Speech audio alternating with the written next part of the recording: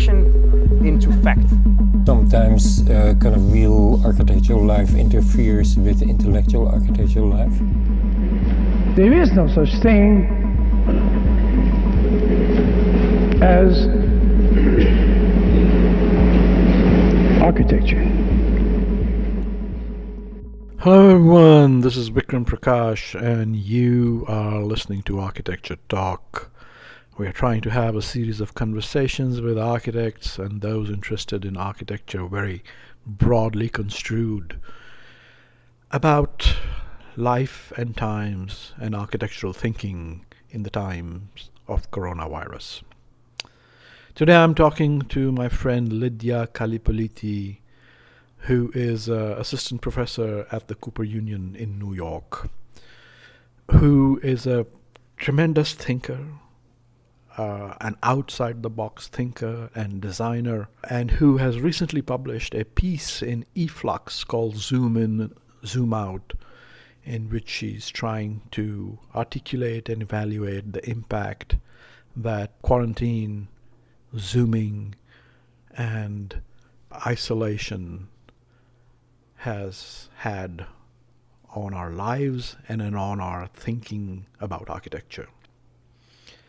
She's in Greece right now, back home, and that's where I found her and picked up this conversation with her. I enjoyed it, and I think you will too. Here we go. So let me officially welcome you to Architecture Talk. Thank you, Vikram. And officially note that we got to know each other many moons ago when I was regularly doing thesis reviews for Cooper Union, which were always an exciting and fun event with all the fantastic conversations amongst the reviewers. So I'm so glad to connect with you again. So first tell me, how are you doing? You told me you have 2 kids now, and you must have a partner somewhere. And you are in Athens, and you have your own place there, or you're staying with your family, or where are you? We are staying with family. We are from here, and we come every summer and every Christmas. Somehow life feels smoother and sweeter here, especially when there's such a... Sweeter. Yes, it's true. It's true. Everything from the climate, the way the air touches your face, the way you feel the temperature around you, the way that people greet you. I saw a theater. I saw a play at the Ancient Theater of Epidaurus on Saturday. And Epidaurus, yes. it was amazing. Yeah. It's a beautiful, it's a very comforting feeling, isn't it? To go back into the sunshine that you grew up in and the streets that you walked in and to eat that old food. Absolutely. I mean, I've always taken pride in uprooting myself from this place and starting from nowhere, basically, at a foreign land with few resources and backup and a lot of people I love to count on. But other than that, it was an experience of, let's say, taking your roots out of you, and the whole process of landing in America, studying there, setting a life, and being surrounded by incredibly brilliant people.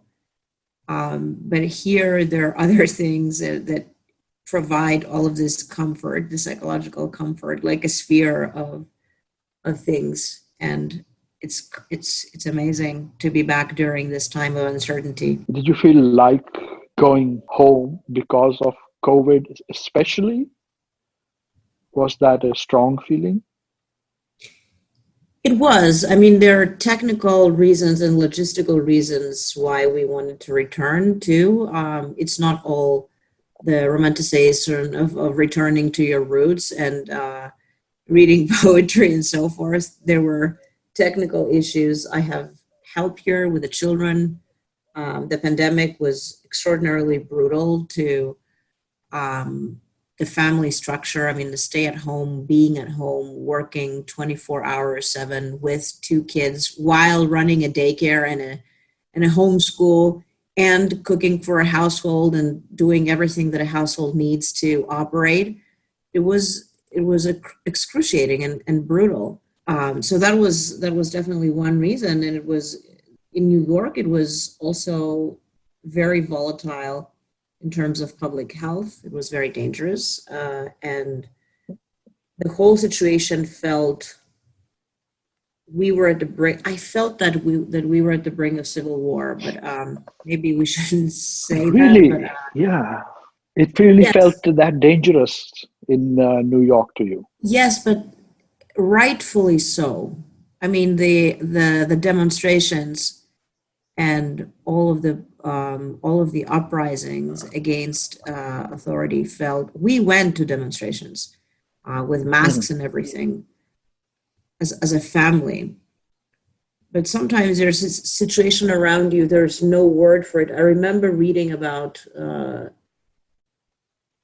pre-World War II, there was, the word fascism was not yet used or invented, but the kind of atmosphere and the situation was there. It was happening. It was not just termed, and it felt like that.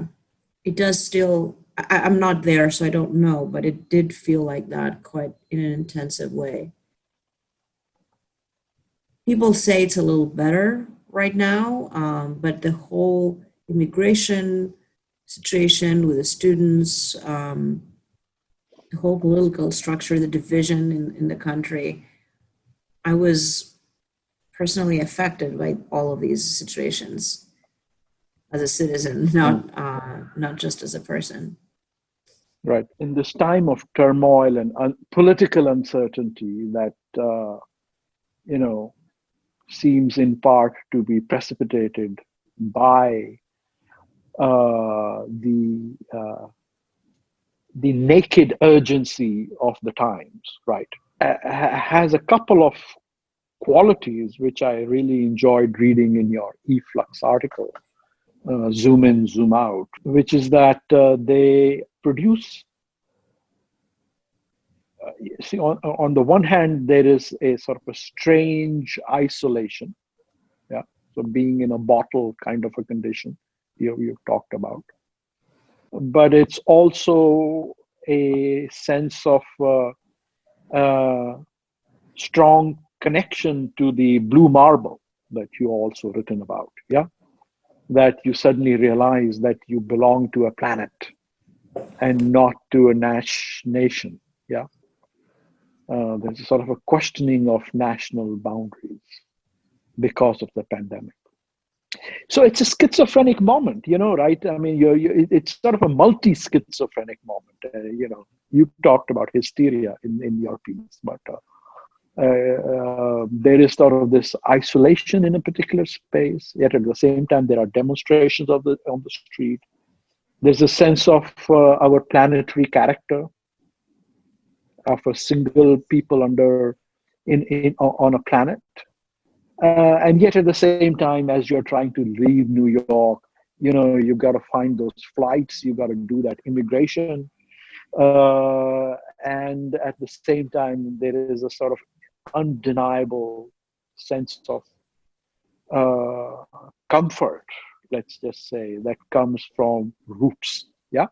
Which is not a planetary feeling, which is a cultural and very local feeling. And often enough, nationalism taps into that personal feeling to make towards its own ends, right? So it's a kaleidoscope. It's a sort of a strange kaleidoscope, which has always been in play in the world, but now suddenly seems magnified. Yeah, I mean, in a certain way. So I like that, that how you talked about zooming and zoom out.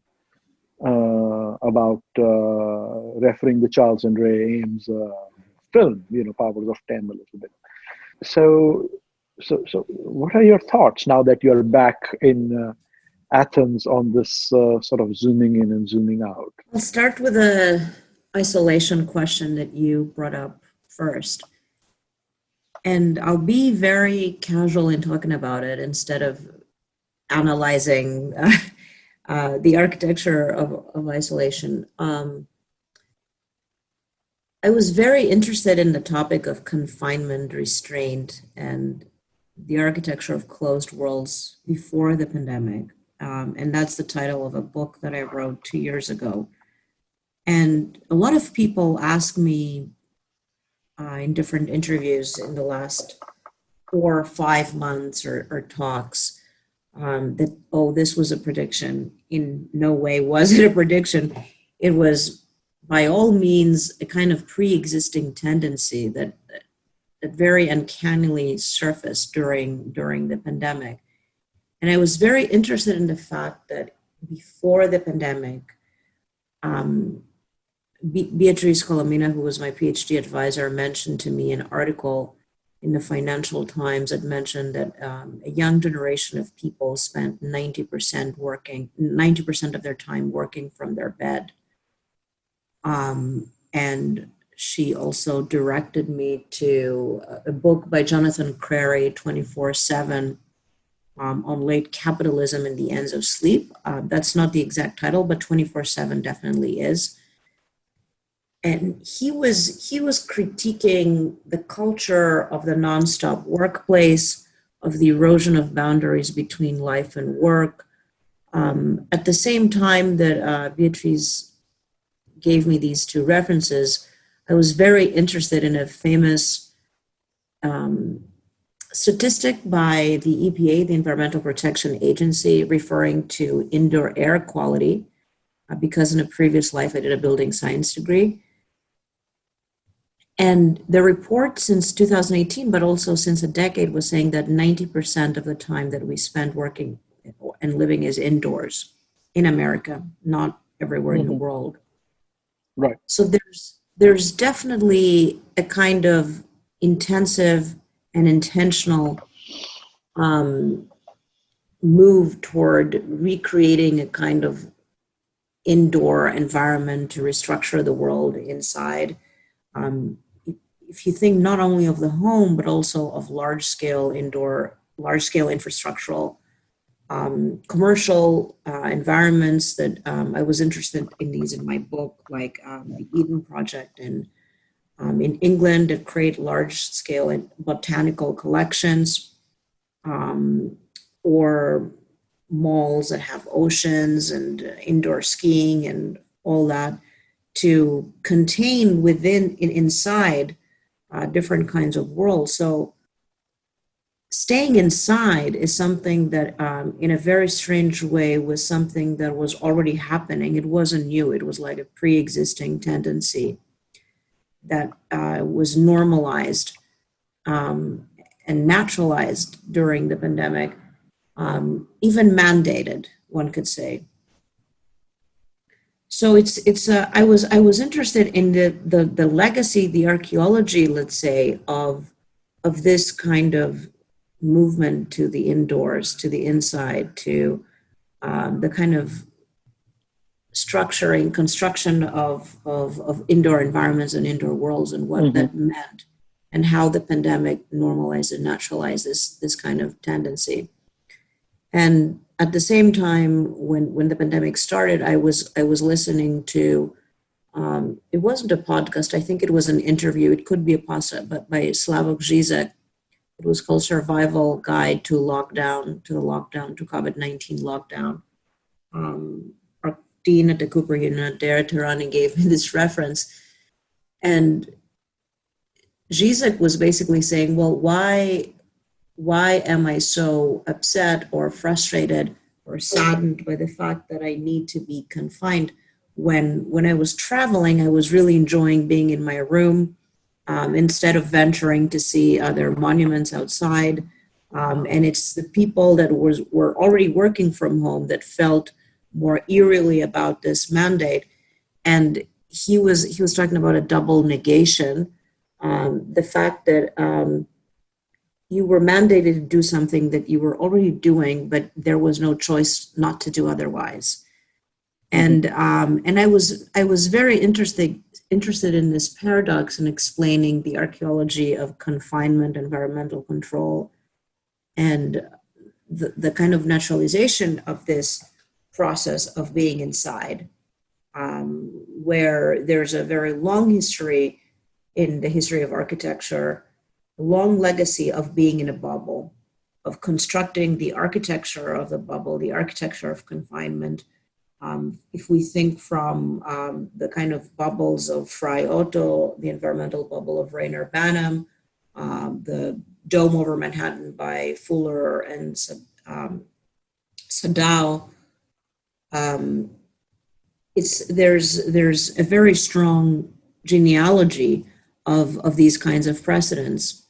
And then the home was converted into this, it was a receptor of this idea of us being in a bubble to safeguard our health and our bodies inside. Let's reflect on that for 1 minute. I mean, this movement towards indoors and towards confinement, I mean, I guess, and you referred to this, it is cultural, isn't it? I mean, this must not be true in Greece, I imagine. No. That's why it feels so good. Yeah. So, I mean, in part, is it not true that here in the West, where you teach, both of us teach, there is perhaps a different teleology, I guess, to these discourses? And what do you think? What do you think from the Greek, not the Greek, from being in Greece post-colonial perspective? How would you critique, this whole discourse of confinement that you were running with in New York? Well, this is for me, it's a very old question. It was when I moved, and that's a very long time ago. I was very young when I moved to Boston. Boston was my first city in the States. And I was at a building technology lab at MIT. And my colleagues were mechanical engineers investigating indoor air quality and the sick building syndrome, which at that time, that was 2002. And at that time, it was, let's say, a kind of new problem. If you think of the sick building syndrome as being termed, coined, and acknowledged as a kind of issue in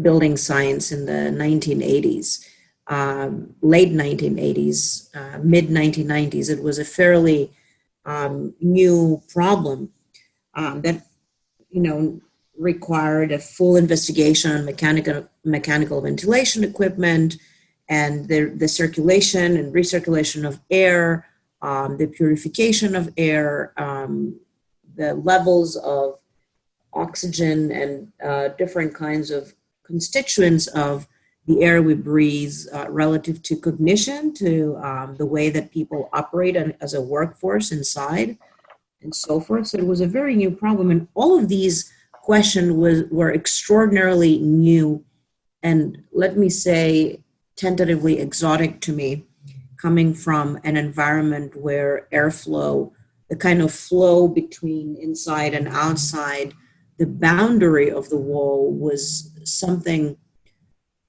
so imperceptible in the way that we live here that was not part of my cognitive, let's say, understanding of how things should be as an architect. So I was really interested in this problem, really interested as to why our lab did not have windows. What was the kind of conditions that necessitated the construction? I mean, my office at Cooper Union does not have a window, by the way. Yes. And a lot of offices at that building don't have windows. And there are actually schools that don't have windows that were built as bunkers in the Cold War. They're underground. They have underground playground or whatever, and they don't have windows. And there is a perception of filtered air as more healthy. I mean, even if you read carefully, Banham's A House is Not a Home, and he was critiquing that culture in that article as something that was extraordinarily American. And he was even satirizing, making a satire of this kind of culture where there's a belief that air is fresher if it comes from the air conditioning, and if you're inside. And then there's a very interesting phrase where he said in the article, "Okay, now go wash your hands and come back for the next paragraph." And he was critiquing the whole culture of hygiene as to what is hygienic is cultural, and to the American culture, he was arguing in a very clear way, very, very early on in time, even before the Cold War, that it did have a lot to do with mechanical equipment and air that's coming filtered and creating this kind of sense of manufactured comfort. So it's something that, to me, that's why I was interested in closed worlds and the construction of closed worlds when I was writing the book and creating this massive archive of these types of environments that recirculate all of their resources, not just air, also water, solid waste, organic waste, energy. So I was looking at a more expanded landscape of energy, but also of the idea of the closed world and confinement as a kind of voluntary enclosure inside, indoor, within the bubble, with the belief that inhabiting one's pre-engineered fantasy was the utopian way of living. And I was critiquing that and the limits of sustainability within that context, which is, yes, it's very true. It's something of the Western world. It's a construction of the Western world. It does, the escape to my native roots, let's say, was not just a return to the roots, as in the comfort of the food that I experienced as a child, but it also has to do with the air that I breathed in Epidaurus, and the way that my body was coordinated with this kind of climate there. So yeah, I was analyzing and witnessing this as an outsider to this culture, and of course Greece is part of the Western world. I mean, it is the bedside of Western civilization, but it's also part of the Eastern world in many ways. As a country, it was occupied by the Turkish Empire for 500 years almost, and a lot of the traditions and the way we build, the way we live between the inside and the outside is extraordinarily different because of the climate and the kind of natural biome here. it's an interesting question. I mean, I don't think we are going to learn that lesson. I think all the science is going to just sort of focus in on bigger HEPA filters for all kinds of additional regimes of control and technologies of control into architecture.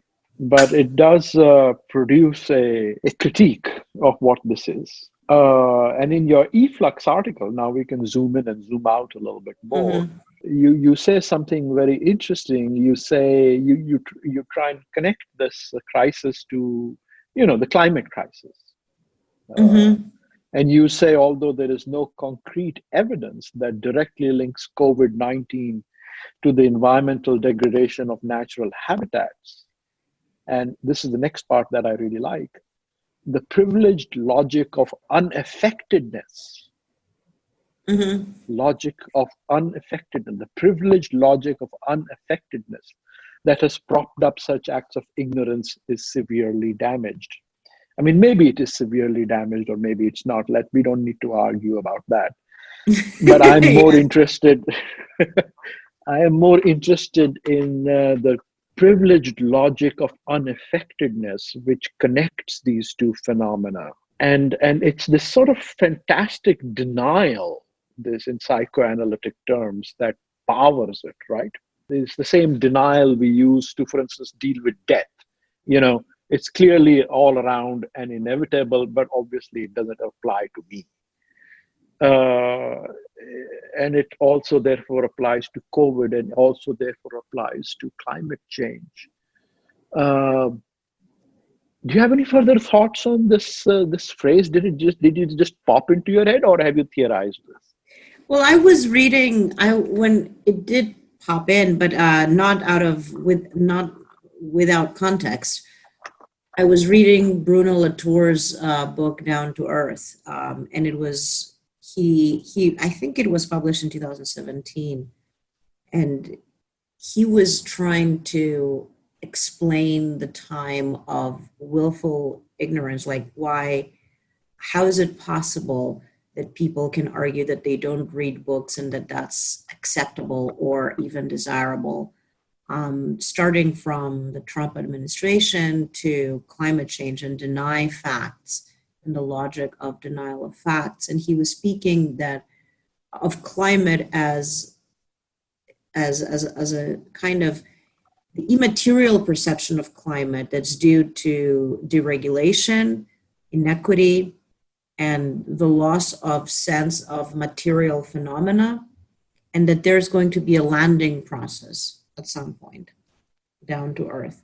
And I think that when I was reading it, I was relating it very explicitly to the pandemic, thinking of the reality is so powerful, and how is it possible that this reality was experienced within 10 days? It changed so many things that never changed, even though climate is an actual real problem that's based on facts. And it's due to the politics of the body and the fact that every single person was a possible contractor of this disease. And not only the people that were in the location where a natural disaster occurred and could not rebuild their homes and were displaced and were environmental refugees, or the areas that have suffered from climate change. But there was no shield from the pandemic. I mean, that's also very complicated, and it's everything that we're saying is very partial, because a lot of the isolation is also a position of privilege.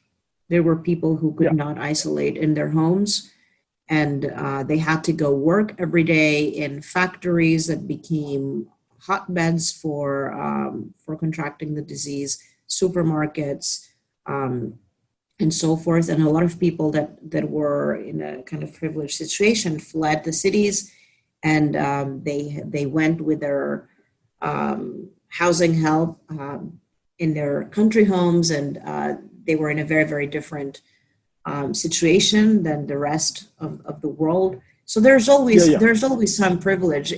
That's not a question, but the question is of the pandemic was in some ways what Latour was envisioning as a landing process, as the effect of a material reality that's undeniable, that affects everyone, that the timing is not, let's say, the geologic time of 50 years or 60 years. There was this urgency that you could get it today. So there was no displacement. You couldn't go anywhere. There was no escape. And that feeling was extraordinarily powerful, I think. You cannot take this somewhere else. You cannot take the effects of the pandemic and export it to China or other disenfranchised territories of the planet, so that the metropolis is unaffected, like we do with sending electronic waste outside.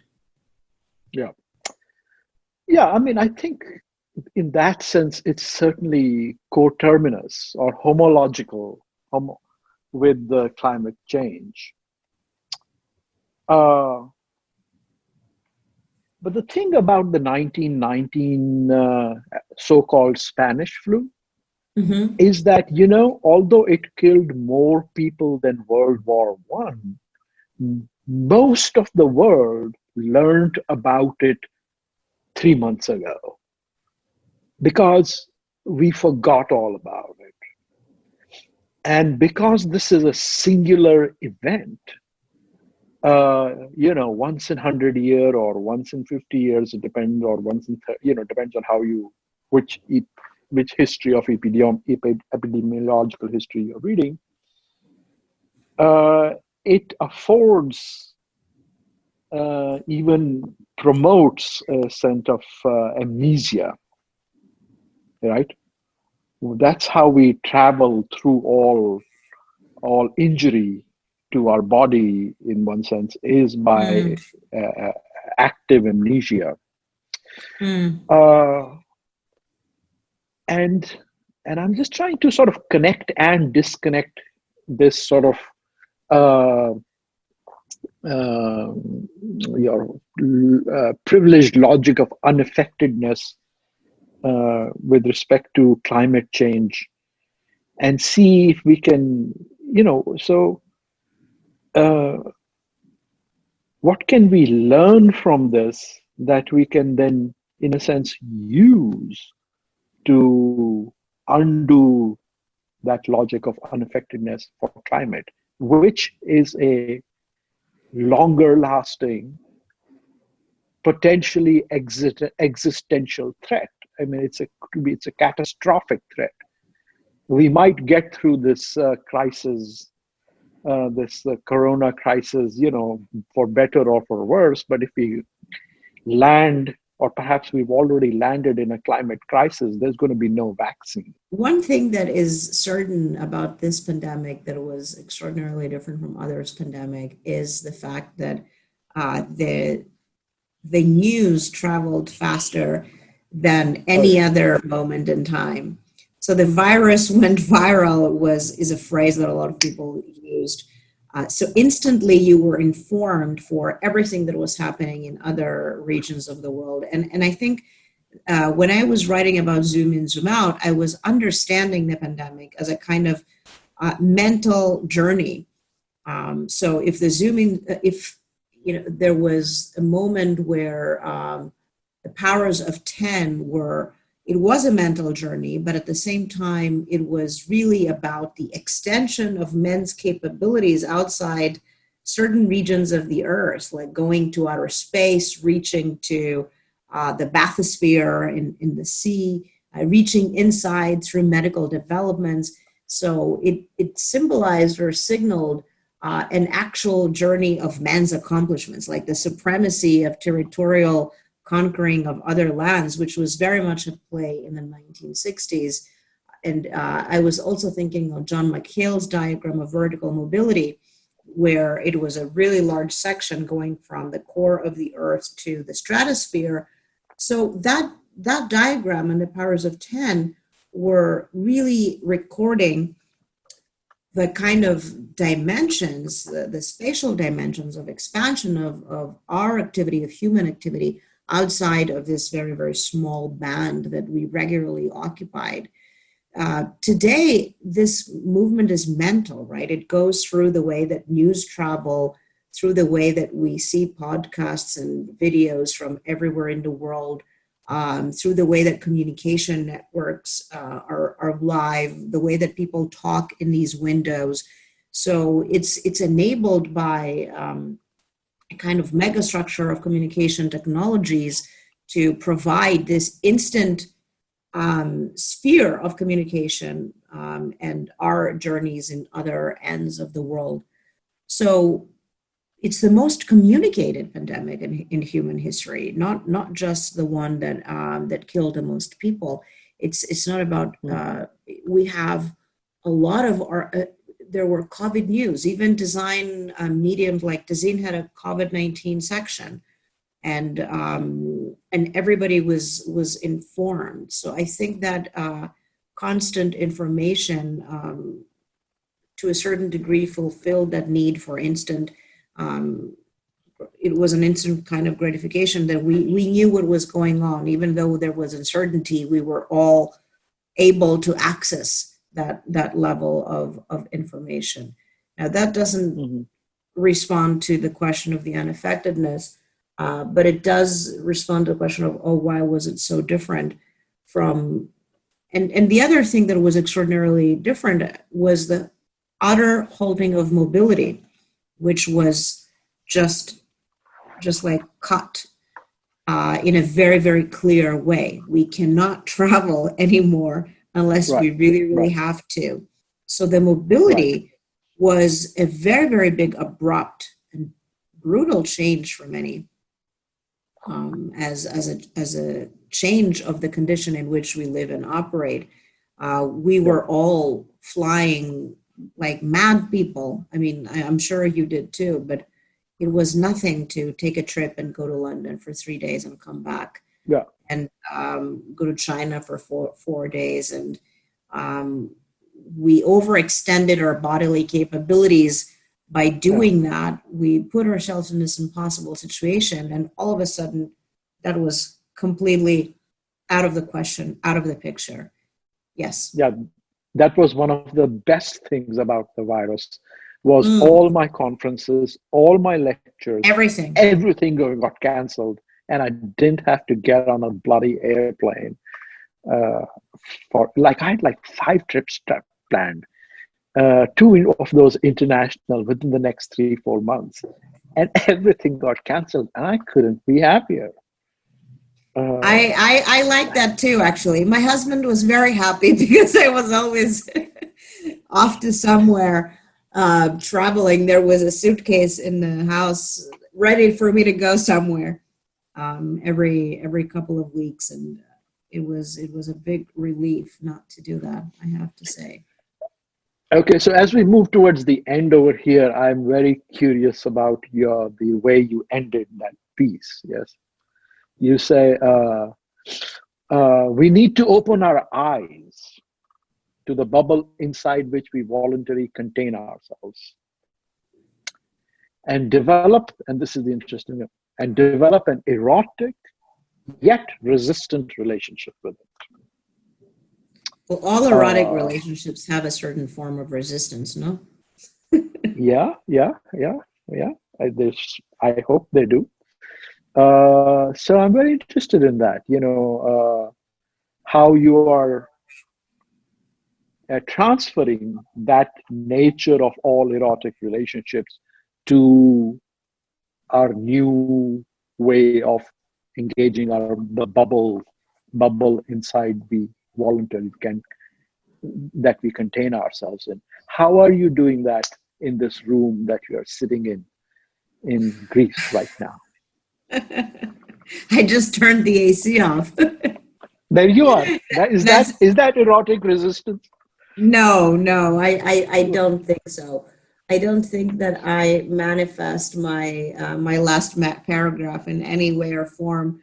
But I do think that enclosure, confinement, the idea of the bubble was an erotic desire, has been an erotic desire and an existential desire.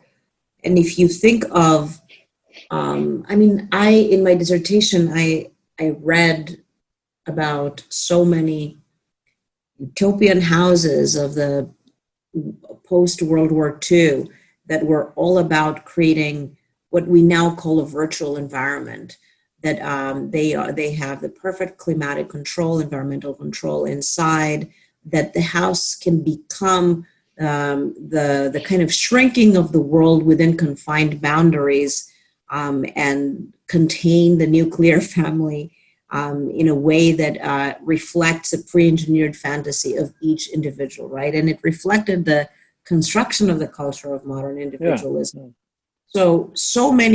So much of the American dream was about that, about housing becoming that kind of safeguarded environment. So it is an erotic relationship with that concept, or it has been.